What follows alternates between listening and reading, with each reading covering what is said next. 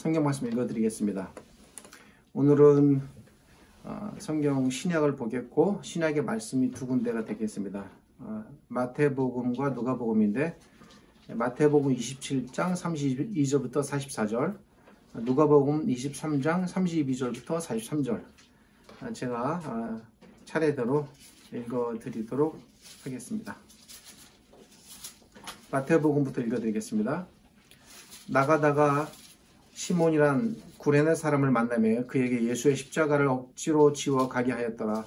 골고다 즉 해골의 곳이라는 곳에 이르러 쓸개탄 포도주를 예수께 주어 마시게 하려 하였더니 예수께서 맛보시고 마시고자 하지 아니하시더라. 그들이 예수를 십자가에 못 박은 후에 그 옷을 제비 뽑아 나누고 거기 앉아 지키더라. 그 머리 위에 이는 유대인의 왕 예수라 쓴 죄패를 붙였더라. 이때에 예수와 함께 강도 둘이 십자가에 못 박히니 하나는 우편에 하나는 좌편에 있더라. 지나가는 자들은 자기 머리를 흔들며 예수를 모욕하여 이르되 성전을 헐고 사흘에 짓는 자여 내가 만일 하나님의 아들이거든 자기를 구원하고 십자가에서 내려오라 하며 그와 같이 대제사장들도 서기관들과 장로들과 함께 희롱하여 이르되 그가 남은 구원하였으되 자기는 구원할 수 없도다. 그가 이스라엘의 왕이로다. 지금 십자가에서 내려올지어다. 그리하면 우리가 믿겠노라. 그가 하나님을 신뢰하니 하나님이 원하시면 이제 그를 구원하실지라. 그의 말이 나는 하나님의 아들이라 하였도다 하며 함께 십자가에 못 박힌 강도들도 이와 같이 욕하더라. 그 다음 누가복음 23장 32절부터 43절 읽어드리겠습니다.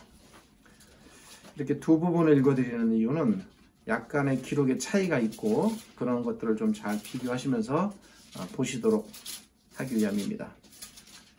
또 다른 두 행악자도 사형을 받게 되어 예수와 함께 끌려가니라. 해골이라는 곳에 이르러 거기서 예수를 십자가에 못 박고 두 행악자도 그렇게 하니 하나는 우편에 하나는 좌편에 있더라.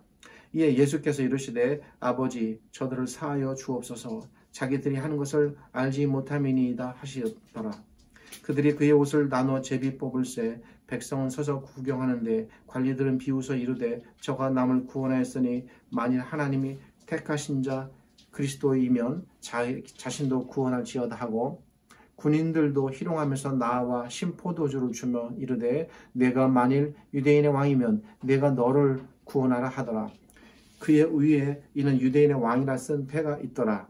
달린 행악자 중 하나는 비방하여 이르되 내가 그리스도가 아니냐 너와 우리를 구원하라 하되 하나는 그 사람을 꾸짖어 이르되 내가 동일한 정죄를 받고서도 하나님을 두려워하지 아니하느냐.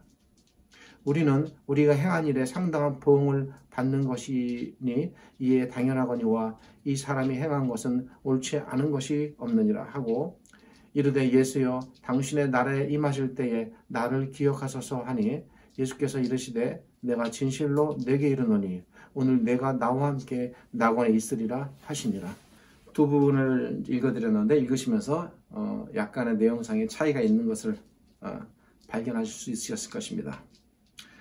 그동안 오랫동안 쉬지 않고 창세기 말씀을 전해드렸습니다.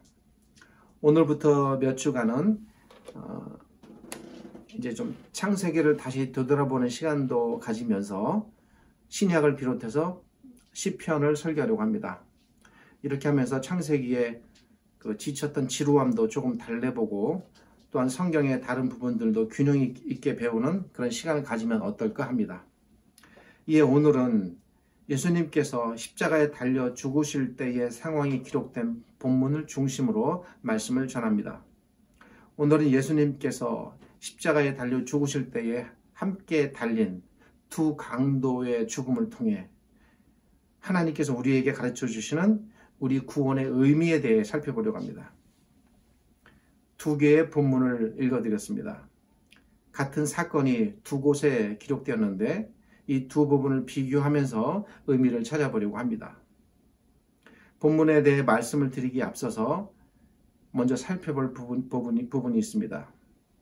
오늘 본문은 예수님께서 십자가에 달려 죽으실 때에 발생했던 일에 대해 기록하고 있습니다. 본문 안에는 여러 종류의 사람들이 등장합니다. 예수님의 십자가를 대신 진 구레네 출신이라는 시몬의 등장, 그리고 군인들이 등장하고 대제사장과 서기관과 장로들도 등장합니다. 물론 예수님의 가족과 친인척과 일반 백성들도 있었을 것입니다. 그리고 오늘 제가 설교에서 다루려고 하는 중심이 되는 두 강도가 모두 등장합니다.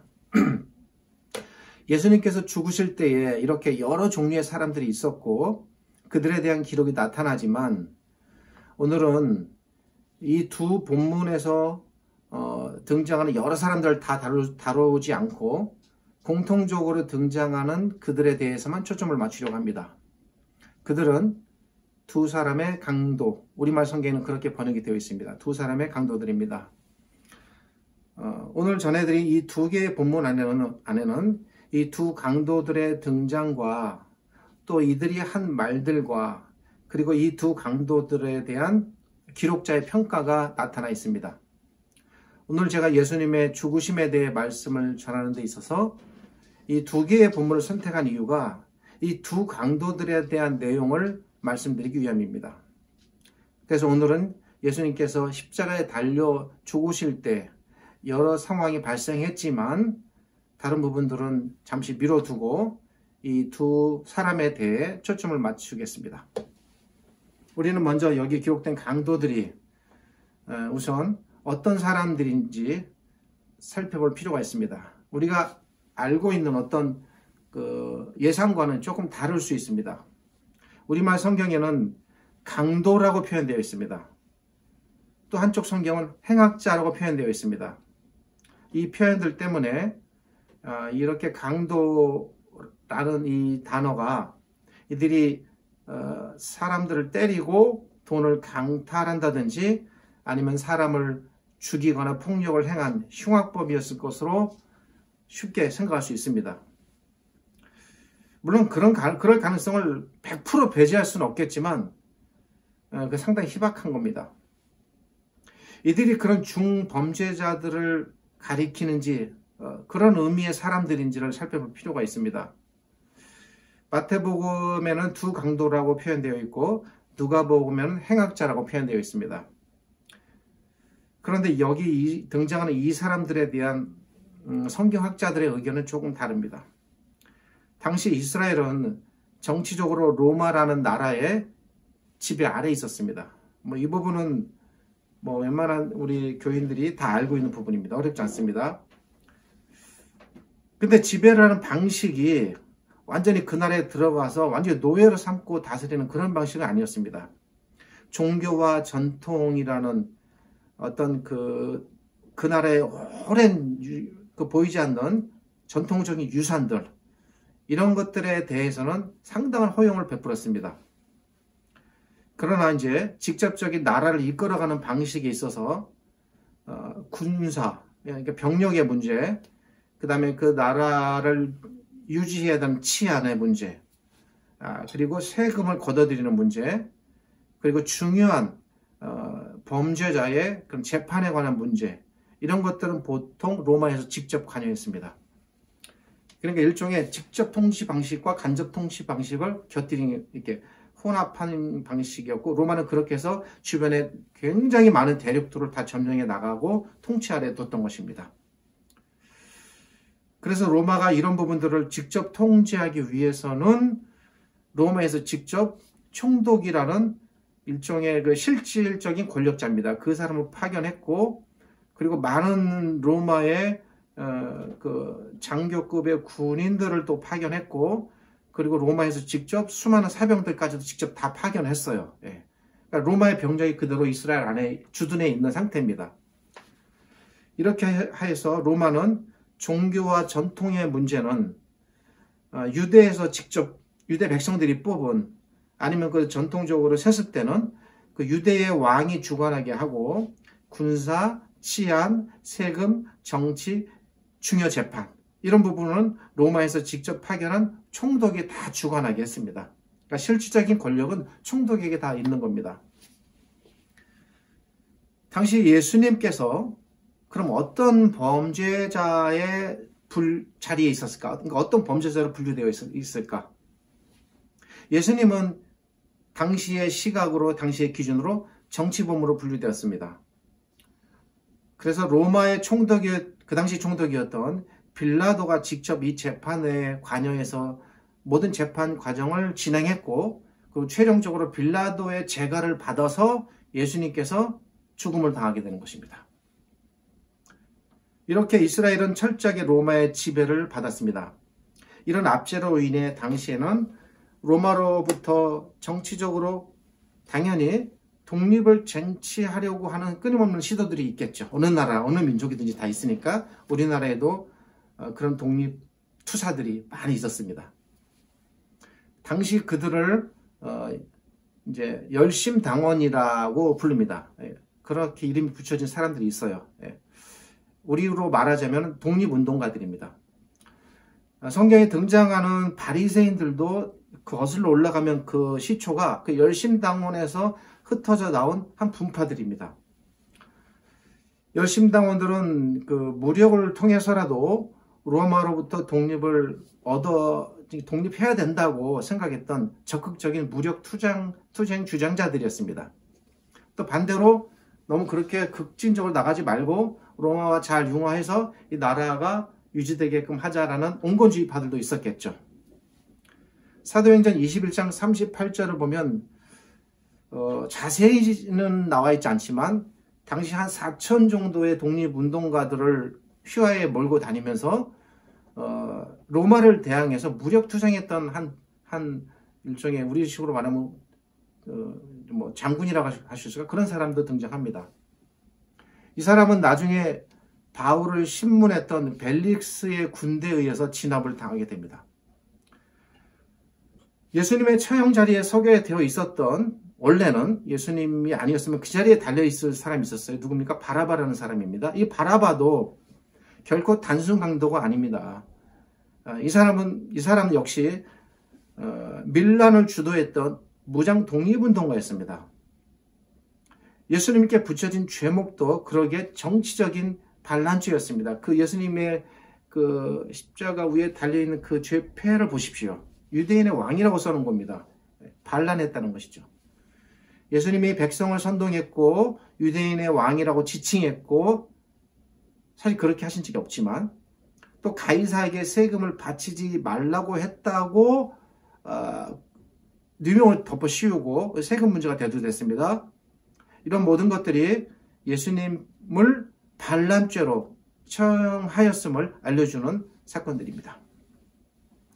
그러니까 유대인들이 제사장이든지 뭐 이런 사람들이 예수님을 자기들이 마음대로 처형할 수가 없는 거예요. 반란죄는 로마에서 직접 관여했어야 하니까. 당시 로마는 무장 독립투쟁이나 반란을 한 사람에 대해서는 매우 엄격했습니다. 그럴 수밖에 없었겠죠. 나라에 대해서 반기를 드는 것이니까 상당히 온건한 듯 하지만 한편으로는 굉장히 무서운 나라입니다. 그런 경우에 사람들은 특별히 십자가라는 형태를 만들어 거기에 달아 죽였습니다. 우리는 십자가는 굉장히 낭만적으로 생각하지만 사실은 굉장히 무서운 의미가 들어있는 거예요. 마치 그 옛날 우리나라 사람들 중에 역도들은 죽여서 바로 매장하지 않고 그 목을 베서 높은 곳에 매달아 모든 사람이 보게 하는 것과 같은 그런 의도로 십자가라는 형태를 선택한 것입니다. 로마에 대항하는 정치범은 십자가에 달아 죽임으로써, 그리고 상당히 하루 정도를 달아 놓음으로써 모든 지나가는 사람들이 일부러 그걸 다 보게 하는 것이죠. 누구든 로마에 대항하면 이렇게 된다라는 본보기를 제시하는 겁니다. 이런 의미에서 십자가의 그 처형 자체 속에 어떤 정치적인 목적이 들어있었다는 걸 우리가 알아야 됩니다. 자, 이러한 입장으로 학자들은 보는 거예요. 십자가의 처형 방식이 그랬고 실제로 그런 사건들이 많이 있었기 때문에 이러한 방식으로 봤을 때 학자들은 예수님의 좌우편에 매달린 이들도 단순한 강도들은 아니고 적어도 로마로부터 독립을 하기 위해 무엇인가를 꾸미고 시도했던 그런 사람들이라고 보는 것입니다. 굳이 미워할 정도는 아니겠지만 쿠바의 어떤 체 게바라 같은 그런 사람, 또 사도행전 21장 38절에 등장하는 그런 혁명가들 중 뭐 규모와 어떻든지 상관없지만 그런 사람들일 것이다 라고 보고 있어요, 학자들은. 마태복음 24장에는 이들이 예수님을 조롱했다고 하는데 이들이 이런 무장 독립 운동가였다면 그들의 시각에서 예수님의 조롱의 의미를 우리가 생각해 볼 필요가 있습니다. 단순히 예수님을 비웃고 조롱하는 그런 아주 형편없는 저급한 수준의 조롱이 아니라 어떤 의미가 있다고 보는 겁니다. 어쩌면 그들도 마음속에 그런 나를 꿈꾸었지만 자기들은 실패한 거예요. 자기들의 시선으로 봤을 때 예수님도 그런 정말 상당한 수준의 지도자급이었는데 예수님도 실패한 거예요. 그리고 같이 다 매달려 있는 겁니다. 지금. 그러니 이런 마음이 들 수 있겠죠. 당신도 별 수 없구나. 우리도 이렇게 실패해서 우리의 모든 것들이 허사로 끝나는데 당신도 우리같이 실패하는구나. 당신이 만약 정말 하나님께서 보내신 왕이라면 우리를 구원해보라. 저 백성들을 보라. 구원해야 되지 않겠느냐. 우리를 이 로마로부터 건져내어라. 사실 이렇게 볼 수밖에 없는 게 예수님의 제자들도 예수님을 따라다니면서 로마로부터의 정치적으로 독립되는 그런 날들을 그들도 꿈꿨거든요. 왜 그랬냐면 그 옛날 애굽에서 이스라엘 백성이 나온 한 경험이 있었기 때문에 그래요. 자꾸 그걸 생각하는 거예요. 그들의 연장선상에서. 우리를 당신은 왜 구원하지 못하고 당신도 우리처럼 죽어가는가? 당신의 혁명도 실패했는가? 당신의 혁명도 결국 여기서 끝인가? 라는 절망과 분노의 감정이 섞여 들어갔을 가능성이 충분하다는 것입니다. 이들이 이런 사람들이었지만 본문에는 강도들이라고 표현되어 있으니 제가 편의상 강도라고 부르겠습니다. 강도 사건은 사복음서 중 총 3곳에 기록되어 있습니다. 해당 기록은 마태복음 27장, 마가복음 15장, 누가복음 23장에 나타납니다. 이 가운데 강도들이 모두 예수님을 욕하고 저주했다는 부분은 마태복음 27장과 마가복음 15장입니다. 근데 제가 오늘은 마가복음 뺐죠? 마태복음과 누가복음만 담았습니다. 누가복음은 다른 내용이 있는 거예요. 그러니까 같은 내용은 제가 두 번 다 넣을 필요가 없으니까 마가복음 빼고 마태와 누가복음을 넣은 겁니다. 강도들 가운데 한 사람이 다른 편 강도를 책망하면서 야, 그러지 마라. 예수님을 인정하고 받아들이는 본문이 누가복음 23장입니다. 그리고 요한복음은 아예 강도 사건에 대한 기록은 뺐습니다. 한 가지 사건을 두고도 이렇게 기록이 다양하고 관점이 틀립니다.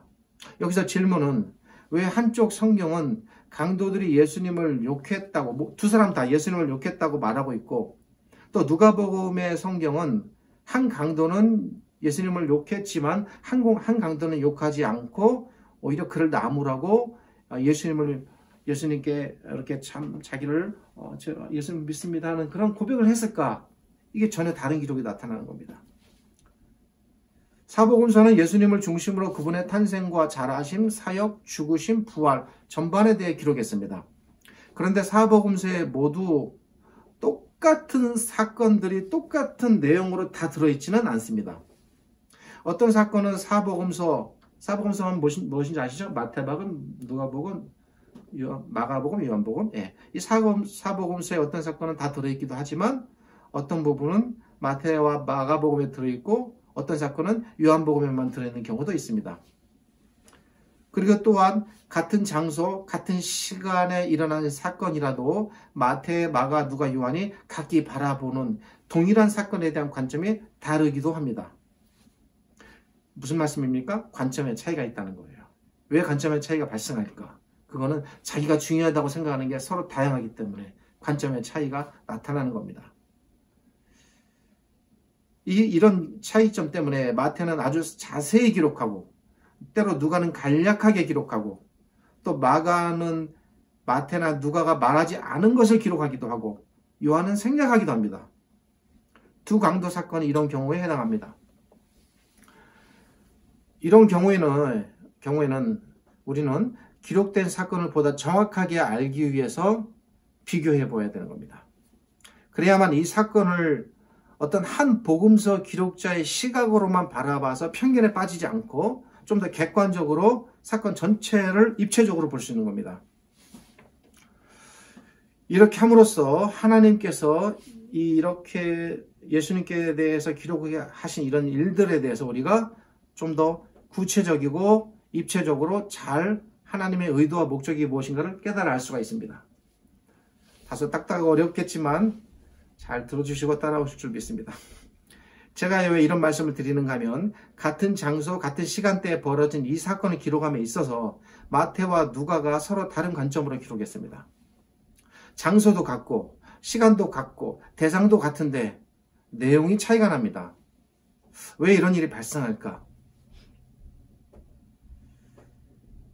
여기 세모 같은 네모의 입체가 있습니다. 이쪽에서 보면 세모인데 이쪽에서 보면 네모입니다. 사람은 이쪽에서 본 사람은 세모라고 주장하고 이쪽에서 본 사람은 네모라고 주장하겠죠. 근데 그걸 돌려서 본 사람은 세모도 있고 네모도 있어, 이렇게 말할 수 있겠죠. 오늘 두 개의 본문이 서로 다른 것처럼 보이는 것은 실제로 서로 다른 두 개의 사건이 기록되었거나 아니면 한쪽의 기록이 맞고 한쪽의 기록이 틀리기 때문이 아닙니다. 제가 말씀드린 것은 뭡니까? 바라보는 관점이 다르다는 겁니다. 마태는 이쪽에서 봤고 누가는 이쪽에서 본 거예요. 그걸 합쳐보면 전체 의미가 뭔가 우리가 알 수 있는 겁니다. 그런 것들이 이제 저희가 해야 되는 작업이겠습니다. 그렇다면 기록자들의 관점은 각각 어떤 것일까? 먼저 마태의 관점을 보겠습니다. 두 강도들은 십자가에 달리기 전에 십자가를 치고 갔습니다. 오랫동안 그들도 예수님처럼 골고다까지 십자가를 치고 가야만 했습니다. 그리고 도착해서 바로 십자가에 달리는 것은 아니었습니다. 양팔이 가로대에 먼저 못으로 박힌 다음 먼저 기둥이 먼저 세워져 있고 그 기둥에 가로로 달린 그 막대가 올리워지면서 몸이 따라 올라가게 되고 그리고 나서 세워진 세로 기둥에 발등이 못에 박히고 십자가에 달리게 됩니다. 그리고 바로 죽는 것이 아니고 어쩌면 이것도 아주 교묘한 계산된 로마의 그런 계산인데 서서히 안 죽이는 겁니다. 왜? 많은 사람들이 봐야 되니까. 그 얼마나 고통스럽겠습니까? 막 절규하고 괴로워하고 막 할 거 아닙니까? 그 과정을 다 보게 하는 겁니다. 최소한 6시간 이상, 8시간, 10시간 그렇게 달아두는 겁니다. 서서히 죽어가도록. 이렇게 해서 십자가에 달린 채로 최소 6시간 이상을 보내게 되고 예수님도 이런 과정을 겪으셨습니다. 그래서 그 사이에 벌어진 일이에요. 그 달린 상태에서 대화도 할 수 있고 그런 겁니다. 두 강도의 모습은 십자가에서의 6시간 동안 일어났습니다. 길가에 있는 사람들이 예수님을 조롱하고 골고다를 올라가는 예수님을 저주하고 돌을 던지고 사람들은 마침내 예수님께서 십자가에 달리고 나서도 예수님을 계속 조롱하고 비웃고 침뱉습니다. 이런 분위기, 전체적인 분위기가 두 강도들도 십자가 위에서 이들 무리에 동참했습니다. 제가 지금 말씀드리는 것은 마태의 입장입니다. 두 강도들도 동참했습니다. 함께 우리도 실패했는데 이 예수라는 청년 혁명가도 우리와 같은 신세다. 이도 실패했다. 실패한 혁명가요. 우리는 로마로부터 결국 벗어나지 못하는구나. 이런 절망감이 들었을 것입니다. 그리고 무리들의 동참해서 예수님을 그렇게 실패했으니까 패배감으로 인해서 더 극심하게 예수님을 조롱하고 저주했을 수도 있습니다. 그러다가 갑자기 한 강도가 이런 말을 합니다. 이제는 누가복음의 관점입니다. 누가복음에서는 이 강도가 탁 바뀌었어요. 이렇게 내가 동일한 정죄를 받고서도 하나님을 두려워하지 아니하느냐? 우리는 우리가 행한 일에 상당한 보응을 받는 것이니 이에 당연한 것이니거니와 이 사람이 행한 것은 옳지 않은 것이 없느니라. 예수여, 당신의 나라에 임하실 때 나를 기억하소서. 십자가에 달려있는 그 6시간 동안 제가 볼 때는 분명 이 두 사람도 처음에는 무리와 동일한 관점으로 예수님을 조롱하고 비난했는데 한 사람에게 어떤 변화가 일어난 거예요. 그렇다면 그 사이에 어떤 일이 있겠죠. 변화의 원인이 있지 않겠습니까? 막 욕하다가 갑자기 예수님을 태도가 싹 바뀔 수는 없는 겁니다. 갑자기 한 사람의 태도가 바뀌었습니다. 이 강도에게 예수님을 바라보는 인식의 변화가 생각지 않게 표현하자면 기적적으로 일어난 것입니다. 예수님께서 십자가에 달리신 그 6시간 동안에 대체 이 강도의 마음속에서 어떤 일이 일어난 것일까? 우선 말씀드리고 싶은 것은 이러한 기록의 차이가 발생하는 이유는 같은 사건을 기록하되 마태와 마가는 강도들이 모두 예수님을 욕하고 저주한 그 시간대에서 기록한 것이고, 그 시간대에서 누가는 한 강도가 조금 후에 태도를 바꾼 그 시점을 중심으로 두 강도를 기록했다는 것입니다. 기록의 시점에 차이가 있습니다. 그런데 마태와 마가와 누가가 이렇게 기록이 다른 것은 단순히 겉으로만 보여지는 시간적인 차이가 아닙니다. 이들의 기록이 이렇게 다른 근본적인 이유가 따로 있습니다. 그 이유는 시간적인 차이보다 서로 다른 관점에서 이 사건을 바라보고자 했던 것입니다. 어쩌면 마태도 그걸 다 봤을 거예요. 이런 관점이라면, 그죠? 그 한 강도가 변화된 것까지도 마태는 다 봤을 거고, 누가도 두 강도가 욕한 것까지도 누가도 다 봤을 거예요. 근데 한쪽 마태는 다 욕한 것만을 기록하고, 누가는 한 사람은 바뀐 것까지 기록한 거죠. 그렇다면 뭐냐면 이 두 사람이 예수님께 대한 이 두 사람의 태도를 바라보는 관점의 차이가 있는 겁니다. 누가복음 23장의 기록을 다른 복음서 기록들과 면밀히 대조해 살펴보아야 합니다. 이렇게 살펴보면 어떤 사실이 발견됩니다. 그것은 예수님께서 뭔가를 말씀하시는데 이 말씀이 마태나 마가복음이나 심지어 요한복음에도 나타나지 않고 유독 누가복음에만 나타납니다. 이 부분도 마태는 생략했습니다. 근데 누가는 한 강도의 변화를 얘기하면서 이 부분을 기록했습니다. 변화의 원인이 되는 사건이 발생한 거예요. 마태나 마가는 그러니까 요한 아예 생략했으니까 마태나 마가는 예수님의 이 중요한 말씀을 생략한 반면에 누가는 예수님의 이 중요한 말씀을 빼놓지 않았습니다. 그것이 무엇일까? 이 말씀이 이 변화된 이 강도와 연관되어 있다고 학자들은 보는 거예요. 누가만 기록한 예수님의 이 말씀 무엇입니까?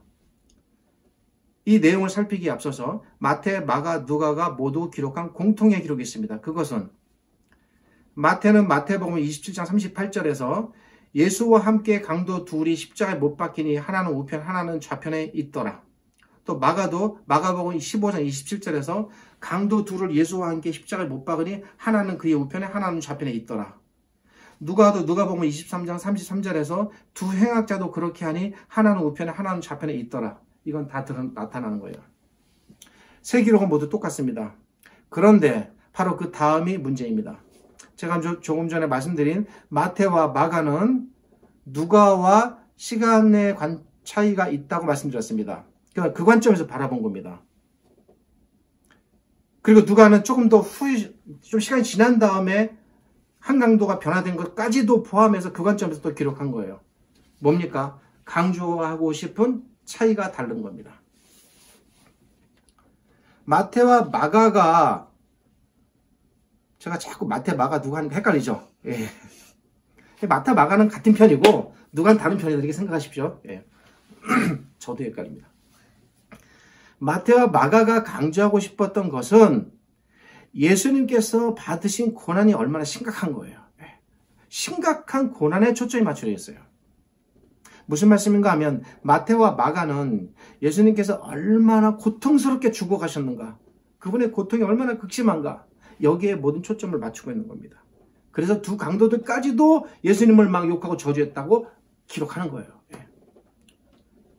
마태와 마가의 기록을 보면 그들의 이런 의도가 나타납니다.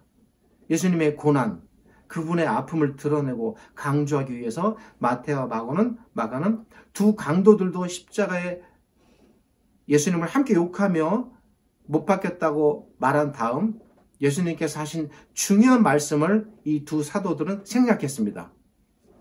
왜냐하면 이 말씀은 예수님의 고난과는 관련이 없는 말씀이기 때문이에요. 예. 굉장히 사실 좀 어려운 작업입니다, 오늘. 예, 이건 본문 비평이라고 그러는데, 예, 비교 분석. 예. 그들은 강도들을 등장시킨 후에 곧바로 사람들이 예수님을 욕하고 조롱했다고 말한 다음 강도들도 여기에 함께 동참했다고 보는 겁니다. 실제로 동참했습니다. 이 관점에서 봤을 때 마태와 마가가 강도들을 등장시킨 이유는 분명해지는 겁니다. 그 뭐냐면 예수님이 얼마나 모든 사람들로부터 다 버림받았는가, 그분의 고난이 얼마나 심각한가, 이거를 강조하는 겁니다. 그분이 받으신 고난이 얼마나 깊고 컸는가, 모든 사람들은 물론이고 옆에서 심지어 같이 죽어가는 강도들에게서까지 버림받고 조롱받았다 라고 말하는 겁니다. 이게 마태와 마가가 바라보는, 그리고 강조하고 싶은 부분이었습니다. 이 부분을 보면 이것만 딱 읽으면 예수님의 고난이 확 강조되고 부각됩니다. 그런데 반면에 누가가 강조하고 싶었던 것은 무엇일까? 물론 그런 면이 없진 않겠지만 누가는 그것이 아닌 다른 것에 좀 더 관심을 가졌습니다. 누가의 관점은 무엇이었을까? 그것은 아까 말씀드린 대로 마태와 마가에서는 나타나지 않는 누가만의 매우 독특한 관점입니다. 누가도 마태와 마가처럼 똑같이 두 강도를 등장은 시켰습니다. 그런데 마태와 마가는 지나가는 사람들은 자기 머리를 흔들며 예수를 모욕하여 가로되 하나님의 아들이여든 내려와봐라, 이같이 대제사장들, 서기관, 장로들이 함께 조롱하였다. 그리고 강도들도 조롱하였다 라고 기록한 반면 누가는 두 강도들을 등장시킨 후에 이 부분을 다 생략했습니다. 바로 이것 때문입니다. 그리고 예수님께서 말씀하신 중요한 말씀을, 즉 마태나 마가가 기록하지 않은 이 중요한 말씀을 누가만 혼자 기록했습니다. 아버지여 저들의 죄를 사하여 주옵소서. 아버지여 저들의 죄를 사하여 주옵소서라는 이 말씀은 옆에서 죽어가는 한 강도의 회심과 연관되어 있는 부분이죠. 연관되어 있어요. 자기 하는 것을 알지 못합니다. 누가는 이 말씀을 기록했습니다. 이것이 누가복음에만 나타나는 유일한 예수님의 십자가 의에서의 독특한 말씀입니다. 봅시다. 당시 상황을 정리하겠습니다. 예수님께서 이 말씀을 하셨을 때에 수많은 남자들, 여인들, 그리고 여러 군인들이 있었습니다. 그런데 이 말씀을 가장 잘 분명하게 들은 사람이 있었겠죠, 옆에. 누굽니까? 바로 곁에 있는 강도였습니다. 그는 생생하게 두 귀로 예수님의 이 말씀을 들었습니다. 그가 생각할 때에 도저히 십자가에서 달려 죽어가는 사람의 입에서 나올 수 있는 말이 아니라고 생각했을 거예요. 이건 제가 논리적인 추측을 이제 해보는 겁니다. 이 사람은 과연 누구일까? 이가 누구이기에 이렇게 마지막 순간까지 죽어가면서 이렇게 말할 수 있는가? 일반적으로 사람은 죽음 앞에서는 진실해집니다. 죽어가는 순간에 거짓말하는 사람은 거의 없습니다. 죽음을 목전에 두고 이런 말을 할 수 있을까? 이는 과연 누구인가? 누구이기에 이렇게 끝까지 자기를 욕하고 저주하는 자들을 용서한단 말인가? 이 사람이 과연 누구이기에 하나님을 가리켜 또한 아버지라고 말할 수 있을까? 사람이 죽는 순간까지도 끝까지 거짓말할 수 있을까? 거짓이 아니라면 이는 정말 하나님을 아버지라 부를 수 있는 그런 사람이 아닌가? 만약 이 사람이 하나님을 아버지라고 부를 수 있다면, 그런 사람이라면 이 사람은 억울한 사람이다. 이런 생각이 가능한 겁니다. 그러면 이 사람에게 죄가 있다고 볼 수 있는가? 죄가 없다면 이 사람은 정말 하나님께서 보내신 그 어떤 존재인데 우리가 뭔가 잘못하는 것은 아닌가? 어쩌면 그 짧진 않아요. 몇 시간이지만 그 시간 동안 이런 생각들이 그의 마음속에 꼬리에 꼬리를 물고 이 강도의 마음속 혼란스럽게 했을 것입니다. 십자가에 달려있는 6시간이라는 시간 동안 그의 머릿속을 혼란스럽게 했습니다. 그래서 함께 욕하고 조롱했지만 강도는 흔들린 것입니다. 또 한편으로 이미 이 강도는 예수님께 대해 법정에서 들은 말이 있었을 것으로 추측됩니다. 바로 빌라도가 법정에서 한 말입니다. 그런 소문이 충분히 들어왔을 가능성이 매우 높아요. 이 사람에게는 죄가 없노라. 빌라도가 그렇게 말했습니다. 실제로. 이 사람에게는 죄가 없노라. 직접 들었던, 누굴 통해서 들었을 것으로 추측됩니다. 이 강도는 십자가에서 빌라도가 했던 그 말이 생각났을지 모릅니다. 지금 자신이 보고 느끼는 것과 빌라도의 말이 다르지 않다는 사실을 예수님께서 그 도상에서 하시는 말씀을 통해서 그가 깨달았을 것입니다. 근데 그런 부분들이 마태와 마가복음에는 빠져 있습니다. 누가만 세세하게 기록하고 지금 드러내고 있습니다. 제가 볼 때 이러한 무렵에, 이러한 시간들 속에 그가 무너졌다고 생각합니다. 죽어가시는 예수님의 이 최후의 한 말씀에 예수님께 대한 그의 인식이 전혀 예상치 않게 다른 방향으로 기적적으로 바뀌지 않았나 생각됩니다. 그래서 비록 시간이 얼마 남지 않은 촉박한 순간이었지만 그렇다면 내가 뭔가 다르게 이분을 바라봐야 되겠다. 다급한 거예요. 자기도 곧 죽어가니까. 마침 깨달았습니다. 예수님께서 친히 하나님께 저들의 죄를 사해 주소서라고 외치시는 그 외침 속에 그러면 나의 죄도 사함받을 수 있겠구나. 마치 아직 너도 늦지 않았다. 시간이 있다. 내가 나를 깨닫고 받아들인다면 내가 너를 구원할 것이다. 마지막이다. 속히 선택하라. 라는 요청으로 어쩌면 들렸을 수도 있습니다. 그래서 마지막에 결정했습니다. 내가 이분을 나의 구주, 나의 이건 좀 제가 좀 어쩌면 많이 나갈 수도 있는데 나의 하나님으로 받아들이리라. 적어도 어떤 예수님께 대한 기대감이 생긴 겁니다. 그래서 당신의 나라에 임하실 때 나를 생각하소서 라고 매우 우회적으로 소극적으로 표현했습니다. 그러나 그 대답은 예수님께서 보셨을 때 명쾌했습니다. 예수님께서 원하시는 대답을 그가 보인 것입니다. 그의 대답을 들으신 예수님께서 기다리셨다는 듯이 반응을 보이십니다. 내가 진실로 내게 이르노니 오늘 네가 나와 함께 낙원에 이르리라. 놀라운 구원이 죽어가는 마지막 순간에 그에게 선포된 겁니다. 이 말씀은 물론 이 강도에게 구원이 주어졌다는 놀라운 사실을 알려주지만 이 말씀이 갖는 또 하나의 중요한 의미가 있습니다. 그것은 바로 예수님께서 조금 전에 아버지여 저들의 죄를 사하여 주소서라는 그 말씀이 적어도 이 강도에게만은 성취되었다는 사실이에요. 예수님의 말씀이 마음에도 없는 립 서비스가 아니었습니다. 정말로 너무나도 자기 백성의 죄에 관심이 많았고 그런 것들을 용서하고 한 영혼이라도 원한다면 구하리라는 것이 예수님의 간절한 바람이었고 그것이 강도를 통해서 드러났습니다. 여기서 이제 우리가 선택해야 되는 겁니다. 초점을 강도에게 맞출 것인가 예수님께 맞출 것인가. 일반적으로 강도에게 맞추겠죠. 이렇게 해서 확 바뀌었으니까 너네도 좀 바뀌어라. 그렇지가 않습니다.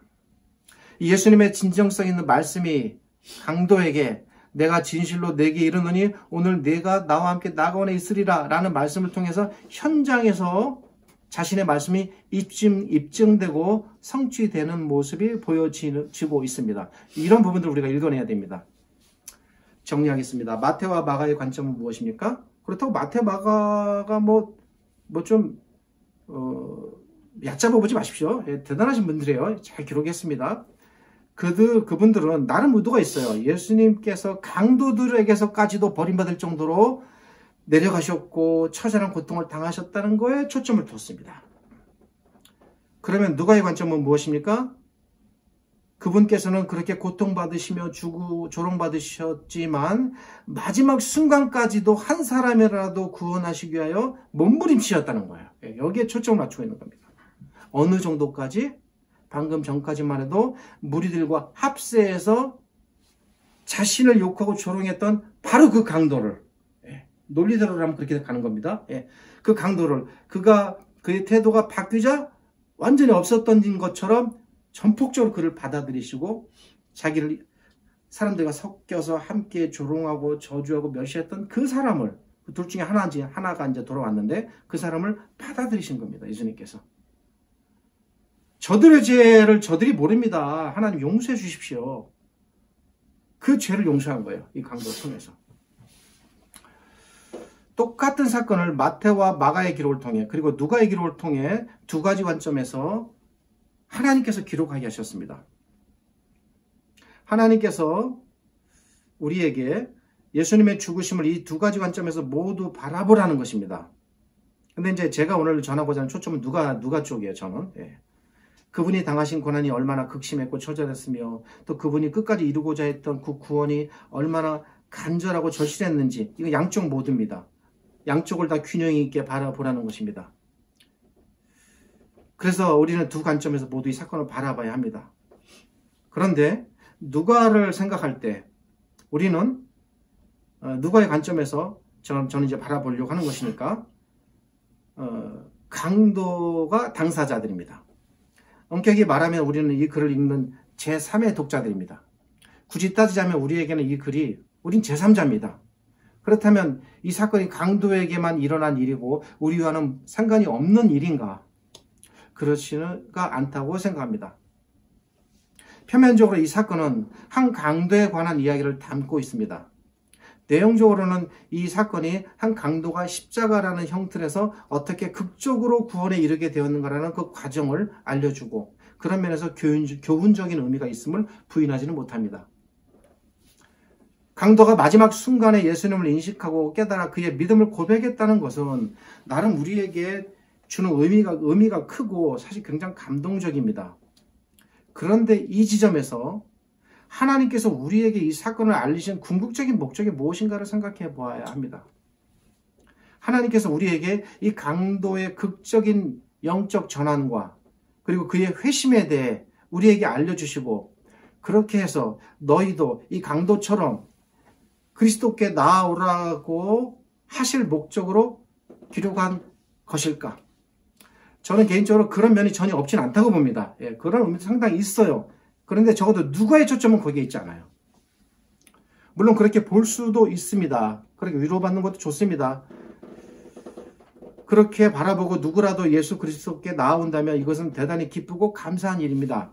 그러나 우리는 이 사건을 그리스도께 돌아온 강도의 입장에서 바라보기보다는 우리의 주님이신 그리스도 그분의 관점에서 바라보아야 합니다.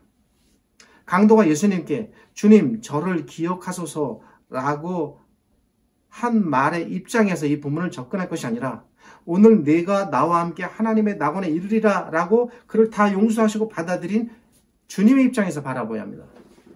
주님의 입장에서 이 사건을 바라보면 다른 시각이 펼쳐집니다. 강도가 회개하였으니 너희도 회개하여야 한다라는 입장이 아니고 예수님께서 얼마나 자기 사람을 귀히 여기고 그를 받아들이셨는가를 볼 수가 있습니다. 이러한 의미를 우리가 좀 더 잘 이해하기 위해서 우리 주님의 한 비유를 떠올릴 필요가 있습니다. 주님께서 당시 청중들에게 우리가 잘 아는 잃어버린 양에 대한 비유를 말씀하셨습니다. 예수님께서는 자신을 목자에 비유하셨습니다. 목자가 잃어버린 양 한 마리를 찾기 위하여 온갖 위험한 곳을 헤매며 다니다가 마침내 한 양을 찾아 극적으로 그 양을 건져서 어깨에 메고 돌아오는 선한 목자처럼 내가 너희들 중 하나라도 찾아 구할 수 있다면 내가 기꺼이 이렇게 하겠다라고 자기를 비유로 말씀하셨습니다. 그런 비유들이 멋진 말장난인가?